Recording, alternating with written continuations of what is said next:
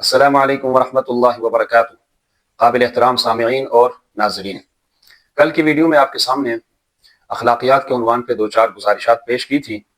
آج اسی تسلسل میں 1-2 باتیں آپ کی خدمت میں پیش کرتا ہوں۔ انسان کی پہچان ہی اس کے اخلاق سے ہے۔ اخلاق انسان کی پہچان ہے۔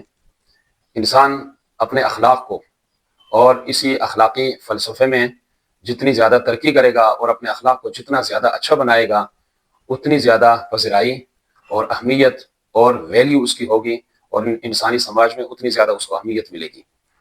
اب اخلاقیات انسانی زندگی کے تمام شعبوں کو شامل ہیں۔ انسانی زندگی کا کوئی بھی شعبہ اخلاقیات سے باہر نہیں ہے۔ اللہ تبارک و تعالیٰ نے جن امور کو سر انجام دینے کا انسان کو حکم دیا اور جن امور سے انسان کو منع اللہ پاک نے فرمایا ہے، ان تمام امور کے اندر بھی اخلاقیات شامل ہیں، ان تمام امور کو بھی شامل ہیں۔ مثال کے طور پہ نماز ہی کو لے لیں کہ ایک بندہ نماز پڑھتا ہے اور نماز کے اندر کسی چیز کی کوئی پرواہ نہیں کرتا، جلدی جلدی فرائض کو بھی چھوڑ کے، اور اس کو واجبات کی بھی کوئی پرواہ نہیں ہے، اور سنن و مستحبات کو بھی ترک کر کے جلدی جلدی بس وہ سر مارتا ہے، تو پھر یہ نماز اس کی یہ نماز اخلاقیات سے خالی ہے۔ اور ایک دوسرا بندہ اللہ تبارک و تعالیٰ کی شاہنشاہیت، اللہ کی اتنی بڑی قدرت اور اللہ پاک کی اتنی بڑائی کو اپنے دل میں مستحضر کر کے اپنے سامنے اللہ کی بڑائی کو رکھ کے وہ پورے اہتمام کے ساتھ، انتہائی عاجزی اور انکساری کے ساتھ، پورے خشوع اور خضوع کے ساتھ اور پوری تواضع کے ساتھ ہر رکن کی ادائیگی کے ساتھ اور خوبصورت طریقے سے ادائیگی کے ساتھ پورے اہتمام کے ساتھ اگر نماز کو ادا کرتا ہے تو یہ اس کی نماز یہ سراپا اخلاق والی نماز اس کی ہوگی۔ اسی طریقے سے انسان کی زندگی کے دیگر اعمال جس کے اندر اگر انسان خوبصورت طریقے سے ان اعمال کو سر انجام دیں تو یہ اخلاق کے دائرے میں وہ اعمال تصور ہوں گے۔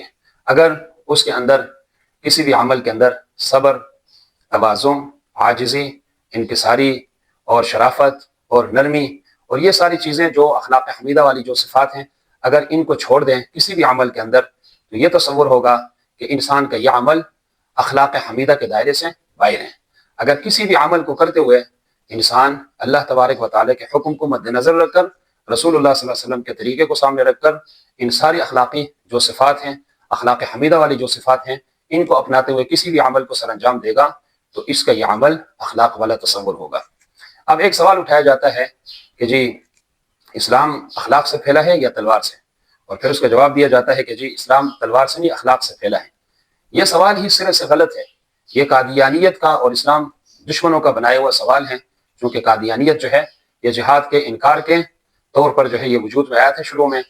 تو اسلام میں جہاد کا حکم ہے، اور خود حضور نبی کریم حضرت محمد مصطفیٰ ختم نبوت کے تاجدار صلی اللہ علیہ وسلم بنفس نفیس بذات خود 27 مرتبہ تلوار لے کے میدان میں اترے، اور آپ نے اسلام کی سربلندی کے لیے اور اسلام کے دفاع کے لیے آپ نے جہاد فرمایا ہے۔ اب ظاہر ہے انسان کے اندر جو غصے کا مادہ ہے، اب یہ غصے کا مادہ اس وقت کار فرما ہوتا ہے، اور اس کے بعد پھر بندہ وہ کسی چیز کے حوالے سے اپنا دفاع کرتا ہے، اسلام کا دفاع کرتا ہے۔ تو یہ جو اسلام کی سربلندی کے لیے اور اسلام کے دفاع کے لیے نبی کریم صلی اللہ علیہ وسلم جہاد میں نکلیں، اور اس کے بعد آپ کے صحابہ نکلیں، اور پوری اسلامی تاریخ کے اندر یہ جہاد موجود ہیں۔ نعوذ باللہ یہ جو سوال ہے کہ اسلام اخلاق سے پھیلا ہے، تلوار سے نہیں پھیلا، تو کیا نعوذ باللہ کیا ہم تعبیر کر سکتے ہیں کہ یہ تلوار اٹھانا یہ بد اخلاقی ہے؟ تو یہ سراسر یہ سوال ہی سرے سے غلط ہے۔ نبی پاک صلی اللہ علیہ وسلم نے، جیسے کل میں نے عرض کیا تھا، آپ کی پوری سیرت طیبہ کا نام اخلاق ہے۔ نبی پاک صلی اللہ علیہ وسلم نے دین کے حوالے سے اگر کسی چیز کو ناپسند فرمایا، اگر کسی چیز کے حوالے سے آپ علیہ الصلوۃ والسلام نے ناراضگی کا اظہار فرمایا، آپ نے غصے کا اظہار فرمایا، آپ نے کبھی اسلام کے دفاع کے لیے اور اس کی سربلندی کے لیے اسلام کے دشمنوں کے خلاف آپ نے تلوار اٹھائی ہے، یہ ساری کے ساری چیزیں سراپا اخلاق ہیں۔ لہٰذا اس سوال کا کوئی وجود نہیں ہے۔ یہ سراسر اسلام دشمنوں کا بنایا ہوا سوال ہے کہ نبی پاک صلی اللہ علیہ وسلم کا جو دین ہے یہ اخلاق سے پھیلا ہے، تلوار سے نہیں پھیلا۔ یہ سوال سرے سے ہے ہی نہیں ہے۔ اور یہ جو تلوار اٹھانا، جہاد کرنا اور اللہ کے حکم کو بجا لانا، یہ سراپا اخلاق ہیں۔